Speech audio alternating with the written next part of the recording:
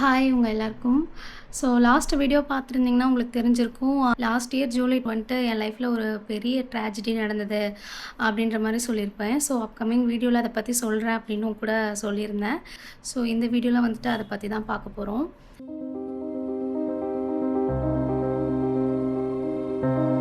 So last year July 11th அப்போ பார்த்தீங்கன்னா, தம்பிக்கு அரவுண்ட் ஒரு 3.5 மந்த்ஸ் இருக்கும். அப்போ பார்த்தீங்கன்னா, என்னோட அம்மா வீட்ல இருந்து நான் வந்துட்டு விபி வீட்டுக்கு ஷிஃப்ட் ஆயிட்டேன்.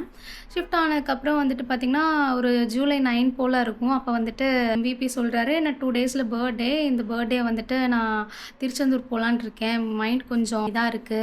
பர்த்டே அன்னைக்கு திருச்செந்தூரில் தரிசனம் பார்க்குற மாரி அப்படின்ற மாரி ஐடியால இருக்கேன். நீ என்ன சொல்றன்ற?" மாரி கேட்டாரு. நான் வந்துட்டு, "ஓகே, உங்க விஷ். நீங்க போறதுன்னா போங்க. ஒன்றும் பிரச்சனை இல்ல." அப்படின்னு சொல்லியிருந்தேன்.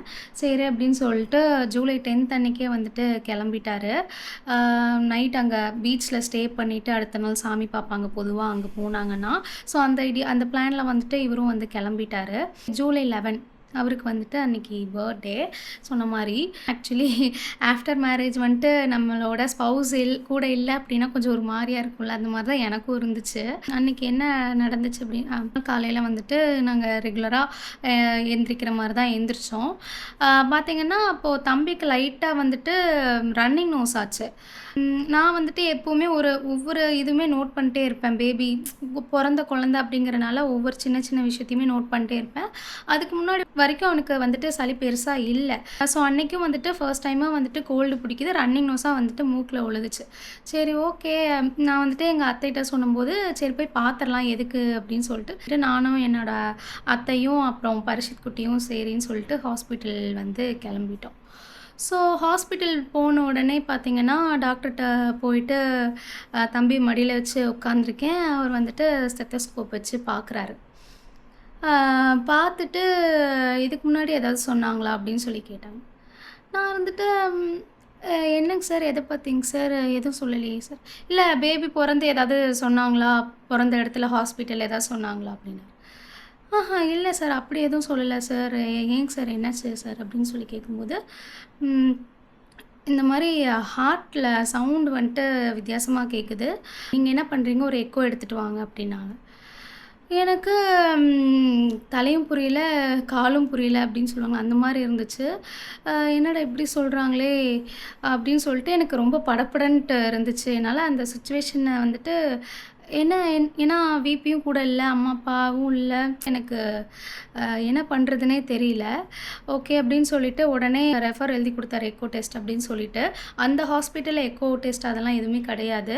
ஸோ எங்கள் ஊரில் பார்த்திங்கன்னா சிஎஃப் அப்படின்ற ஒரு ஃபெலோஷிப் ஒரு ஹாஸ்பிட்டல் இருக்குது, ரொம்ப காலமாக இருக்குது. ஸோ அங்கே வந்துட்டு அந்த எக்கோ டெஸ்ட் கிட்டத்தட்ட எல்லா இதுவுமே இருக்கும். அங்கே வந்துட்டு போகிறோம், பரிசுவை தூக்கிட்டு ஆட்டோலே போகிறோம். போயிட்டு பார்த்திங்கன்னா, அவனை எங்கள் அத்தைகிட்ட கொடுத்துட்டு அங்கேயும் இங்கேயும் வந்து அலையிறேன். எனக்கு என்னடா இப்படி சொல்லிட்டாங்க, ஹார்ட்டு என்னன்னே தெரியல. பட் இருந்தாலும் வந்துட்டு அந்த ஆன்ஷியஸாக ரொம்ப படபடன்ட்டு தான் இருந்துச்சு. எனக்கு என்னவா இருக்கும் என்னன்னு சொல்கிறாங்கன்னு தெரியல அப்படின்னு சொல்லிட்டு அப்புறம் அம்மாவுக்கு கால் பண்ணி சொன்னேன். இந்த மாதிரி சொல்லியிருக்காங்கம்மா, நாங்கள் டெஸ்ட் எடுக்க ஒன்றும் இருக்காது, சும்மா ஏதாவது அப்படின்ற மாதிரி சொன்னாங்க. அதுக்கப்புறம் பார்த்திங்கன்னா, என் அக்கா வந்துட்டு என்னோடய ஊரே தான், ஒட்டஞ்சத்திரமே தான். ஸோ உடனே வந்துட்டு நான் அக்கா கூப்பிட்டு சொல்லிட்டேன். அவங்களும் டக்குன்னு கிளம்பி வந்துட்டாங்க. ஸோ வந்துட்டு நாங்கள் எக்கோ டெஸ்ட்டுக்காக வெயிட் பண்ணி இருந்துகிட்ருக்கோம். அப்போது வந்துட்டு எனக்கு வந்துட்டு அது டெஸ்ட்டு என்னவா இருக்கும், ஏன் இப்படி சொல்கிறாங்க அப்படின்னு ரொம்ப நேரமாக மைண்டில் ஓடிட்டே இருந்துச்சு. ஆஃப்டர் 20 மினிட்ஸ் வந்துட்டு இந்த மாதிரி வீரபரிஷத்துன்னு கூப்பிட்டாங்க. ஸோ நானும் பேபிங்கிறனால தனியாலாம் ஸ்கேன் எடுக்க மாட்டாங்க இல்லையா, ஸோ பேரண்ட் நம்மளும் இருப்போம். ஸோ என் மடியில் வச்சுட்டு தம்பிக்கு வந்துட்டு எக்கோ பண்ணிகிட்ருக்காங்க. ஹார்ட்டில் பண்ணுற ஸ்கேனுக்கு பேர் தான் வந்துட்டு எக்கோ. ஸோ அந்த இது பண்ணிகிட்ருக்காங்க. அந்த பண்ணிகிட்ருக்க அந்த நர்ஸு வந்துட்டு இன்னொரு நர்ஸ்கிட்ட வந்துட்டு என்னமோ டிஸ்கஸ் பண்ணிகிட்ருக்காங்க. "இங்கே பாருங்கள், இங்கே பாருங்கள், இங்கே இருக்குது" அப்படி இப்படின்னு சொல்லிட்டு டிஸ்கஸ் பண்ணிகிட்ருக்கும்போதே எனக்கு திக்குன்ட்டு ஆயிடுச்சு. என்னமோ டிஸ்கஸ் பண்ணுறாங்க, சம்திங் இஸ் ராங் அப்படின்ற மாதிரி எனக்கு தெரிஞ்சிருச்சு. அப்புறம் சரின்னு சொல்லிட்டு வெயிட் பண்ணுங்கள், ரிப்போர்ட் கிடைக்கும் அப்படின்னு சொன்னாங்க. சரின்ட்டு பரிஷித் குட்டியை வச்சு வெளியே நின்றுட்டுருக்கும்போது அப்புறம் டாக்டர் கூப்பிட்டாரு. டாக்டரை உள்ளே வர சொல்லி கூப்பிட்டுட்டு என்னன்னு சொன்னார், "இந்த மாதிரி உங்கள் பேபிக்கு ம். ஹார்ட்ல இது வந்துட்டு டீட்டெயில்டா நம்ம இங்க பார்க்க முடியாது. செகண்ட் கன்சல்டன்சிக்கு நீங்க கோயம்புத்தூர் போங்க அப்டின்னாங்க. ஸோ அப்போ வந்து அந்த ஒரு என்னன்னே எனக்கு புரியல. எனக்கு பயங்கரமா அழுகை வந்துருச்சு. எமோஷ்னலா தான் இருக்கு. ஏன்னா, ஒரு பிஞ்சு குழந்த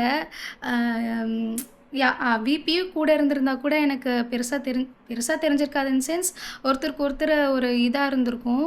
தனியா வந்துட்டு நான் அந்த சிச்சுவேஷன ஃபேஸ் பண்றப்போ எனக்கு ஐ வாஸ் லைக் ஷட் அப்படின்ற மாரி தான் இருந்துச்சு. விபிக்கு அப்பவே நான் கால் பண்ணேன். பட் கால் எடுக்கல. ஏன்னு கேட்டிங்கன்னா, அவரு திருச்செந்தூர்ல இருக்கனால மொபைல்லாம் வந்துட்டு அந்த லாக்கர்ல வச்சுட்டு போவாங்க இல்லையா? ஸோ அவரும் கால் எடுக்கல.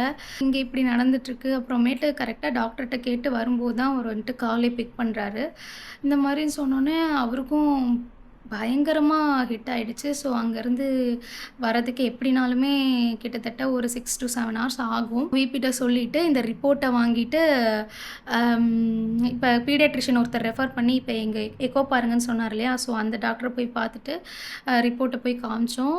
ஆமா, இதனால தான் வந்துட்டு சவுண்ட் டிஃப்ரெண்ட்டா கேட்டுச்சு. அதனால தான் நான் உங்கள பார்க்க சொன்னேன். இப்ப நாங்க வந்துட்டு செகண்ட் கன்சல்டன்சிக்கு கோயம்புத்தூர் போணும். எங்க சார் போணும் அப்படின்ற மாரி, எந்த ஹாஸ்பிட்டல் சார் போணும்? உங்களுக்கு ஏதாவது பெஸ்ட் கார்டியாலஜிஸ்ட் தெரியுமா? அப்படின்லாம் கேட்டு வாங்குறோம். ஓகே. எனக்கு தெரிஞ்ச டாக்டர் நான் சொல்கிறேன்னு சொல்லிட்டு ரெஃபர் பண்ணி ஒரு ரெஃபரன்ஸ் லெட்டர் மாதிரி குடுத்தாரு. நெக்ஸ்ட் என்னன்னு பார்த்தீங்கன்னா, அந்த ஹாஸ்பிட்டல் அன்னைக்கு ஒரு நாள்லேயே வந்துட்டு இவ்வளோ நடக்குது. அந்த ஹாஸ்பிட்டலுக்கு கூப்பிட்டு நாங்கள் அப்பாயின்மெண்ட் போட்டு, இந்த டாக்டர் நாளைக்கு அவைலபிளான்னு சொல்லி கேட்டுட்டு அப்பாயின்மெண்ட்லாம் போட்டு வைக்கிறோம். லிட்ரலி அன்னைக்கு நைட்டு ஒரு சொட்டு கூட நாங்கள் தூங்கவே இல்ல. எப்படா விடியும் அப்படின்ற மாரி தான் இருந்தோம்.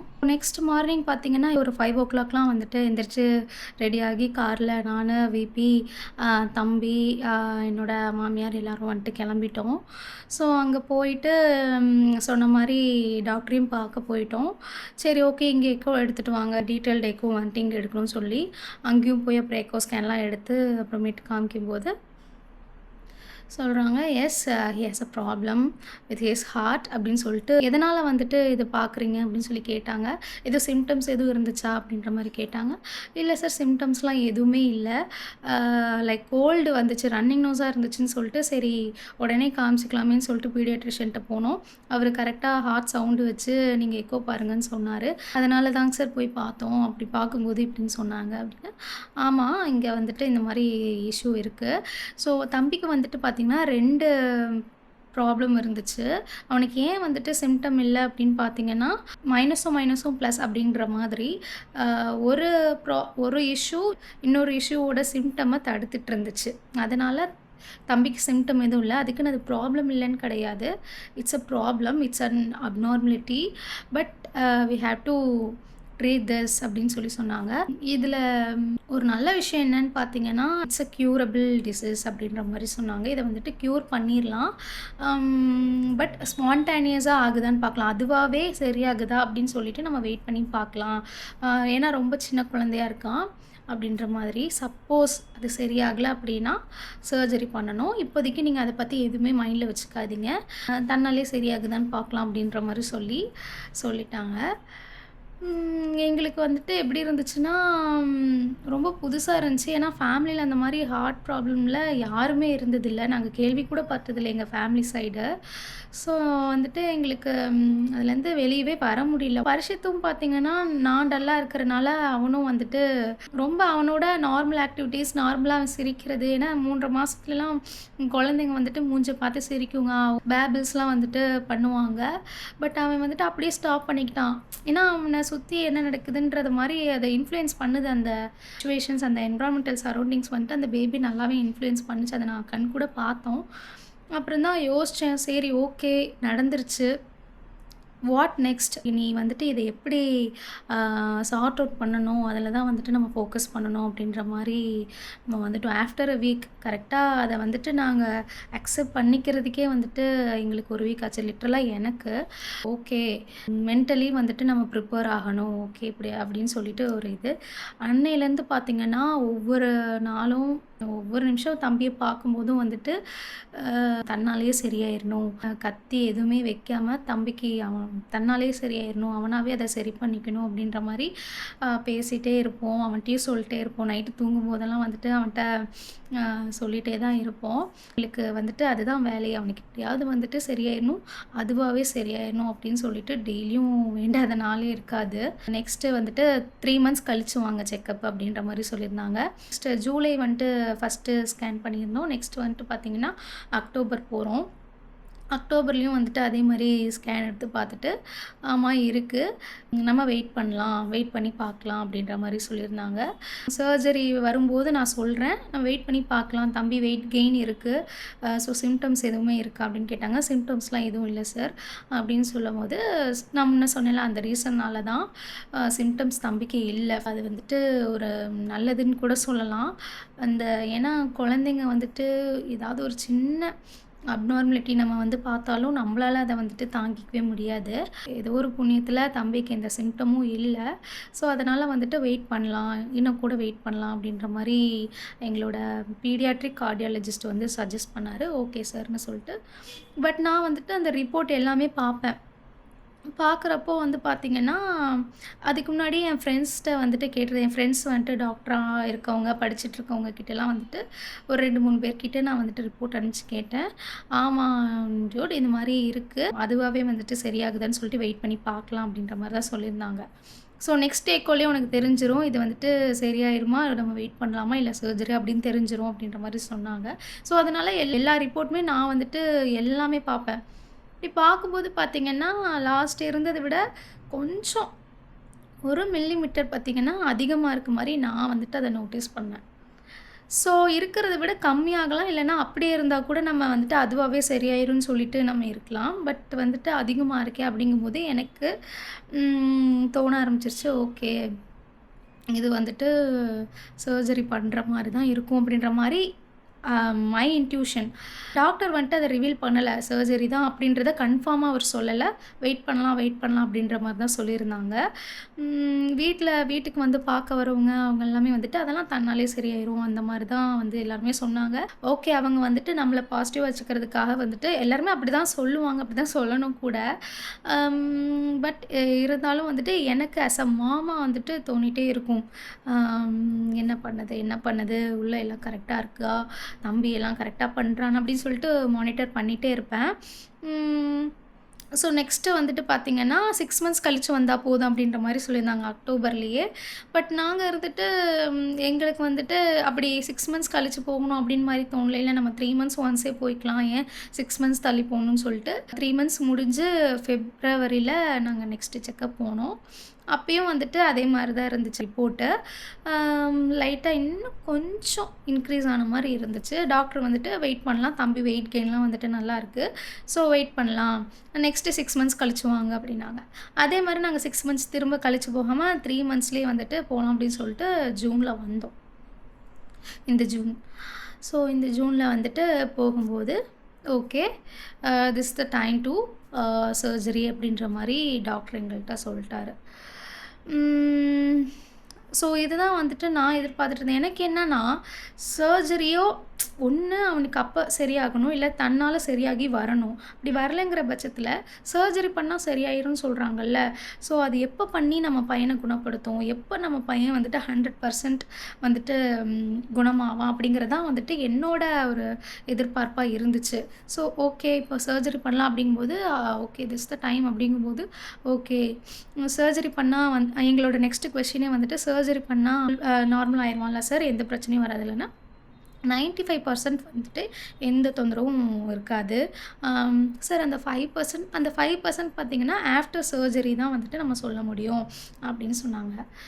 எங்களுக்கு வந்துட்டு அந்த 100% அப்படிங்கிறத கேட்கணுன்ட்டும் இருக்கு. பட் அவங்க ஃபார் அ சேஃபர் ஜோன் வந்துட்டு அவங்க சொல்லுவாங்க. ஏன்னா, ஒவ்வொரு விஷயமே வந்துட்டு நம்ம 3Dல பார்க்குறக்கு ஒரு மாரி இருக்கும். நம்ம உள்ள போய் பார்க்கும்போது ஐ மீன் ரியலா பார்க்கும்போது வந்துட்டு வேற மாரி இருக்கும். ஸோ அதனால வந்துட்டு அந்த 5% சொல்றாங்க. நீங்க ஒண்ணும் பயப்படாதீங்க. இது வந்துட்டு ஒண்ணும் இது இல்ல. அம் இது வந்துட்டு எலெக்டிவ் சர்ஜரி. எமர்ஜென்சின்னா இப்போ உடனே பண்ற மாரி இருக்கும். எலெக்டிவ்னா நம்ம வந்துட்டு டேட் நம்மளா சூஸ் பண்ணி பண்ணிக்கிற மாரி இருக்கும். நான் முன்ன சொன்ன மாரி தான் சிம்ப்டம் இல்லாதனால நமக்கு இந்த ஆப்ஷன் கிடைச்சது அவ்வளோதான். பட் வந்துட்டு சர்ஜரி பண்ணணும். நான் வந்துட்டு என்ன யோசிச்சேன் சர்ஜரினா கூட நமக்கு இந்த லேப்ரோஸ்கோப்பி மாரி ஹோல் போட்டு அப்படி பண்ணுவாங்கன்னு பார்த்தோம். "அப்படியா சார்?" அப்படின்னு சொல்லிட்டு கேட்கும்போது, இல்ல this is open heart surgery அப்படின்னு சொன்னாங்க. அப்பதான் வந்துட்டு எனக்கு ரொம்ப இதாவே இருந்துச்சு. ஒரு 1 வயசு குழந்தைக்கு வந்துட்டு ஓப்பன் ஹார்ட் சர்ஜரி வந்துட்டு அ அந்த வயசு குழந்தை ஃபேஸ் பண்ணணுமா? அப்படிங்கிறதே வந்துட்டு கொஞ்சம் ட்ராஜடியான ஒரு விஷயம் தான். பட் இருந்தாலும் ஓகே பண்ணிட்டா வந்துட்டு சரியாயிடுவான் அப்படிங்கிறது வந்துட்டு ஒரு ஆறுதலான விஷயம். சரி ஓகே டேட் வந்துட்டு நம்ம சூஸ் பண்ணி சொல்லணும் அப்படின்ட்டாங்க. பட் ரொம்பலாம் நாள் கடத்திற வேணாம். இந்த 2 வீக்ஸ்க்குள்ள நீங்க ஒரு டேட் சொன்னீங்கன்னா நம்ம பண்ணிக்கலாம் அப்படின்ற மாரி சொன்னாங்க. ஓகே சார் அப்படின்னு சொல்லிட்டு நாம வந்தாச்சு. வீட்டுக்கு வந்துட்டு டிஸ்கஸ் பண்றோம். எங்க வந்துட்டு பெஸ்ட்டா பண்ணுவாங்க? அப்படின்ற ஒரு பெரிய இது போயிட்டுருந்துச்சு. எல்லாருமே எங்க தெரிஞ்சவங்க, மெடிக்கல் ஃபீல்டில இருக்கவங்க, அப்படின்ற மாரி யார் யாருக்கெல்லாம் ரெஃபரன்ஸ் இருக்குன்னு சொல்லிட்டு கிட்டத்தட்ட பயங்கரமா அலசி ஆராய்ஞ்சு ஏன்னா, ஒரு காய்ச்சல், சளினாலே வந்துட்டு எந்த ஹாஸ்பிட்டல் நல்லா பார்ப்பாங்க அப்படின்னு பார்த்து பார்த்து பண்ணுவோம். பட் இந்த மாரி ஒரு ஹார்ட் ரிலேட்டட் ஒரு சர்ஜரி போறோம் அப்படின்னா, கண்டிப்பா பார்க்குறதுல தப்பு கிடையாது. அது மட்டும் இல்லாம நாங்க பிஃபோர் சர்ஜரி இன்னும் 2 ஹாஸ்பிட்டல்ஸ்ல கன்சல்ட் பண்ணிக்கலாம் அப்படின்ட்டு, இன்னும் 2 ஹாஸ்பிட்டல்ஸ் ரொம்ப ப்ரிவிலேஜ்டான ஹாஸ்பிட்டல்ஸ் தான் அதுவுமே. அங்கேயும் போய் கேட்டோம். அப்புறம் இன்னொரு ஹாஸ்பிட்டல் இருக்கு. கோயம்புத்தூர்ல தான் இது எல்லாமே. ஸோ இன்னொரு ஹாஸ்பிட்டல் வந்தோம். அங்கேயும் கேட்டோம். எந்த ஹாஸ்பிட்டலுமே கொஞ்சம் கூட மாத்தி சொல்லல. This is the time to opt into surgery. அதே தான். கொஞ்சம் கூட மாத்தி சொல்ல ரிப்போர்ட்ஸும் மாறி வரல. ஓகே நாங்க கேட்டோனே ஓகே.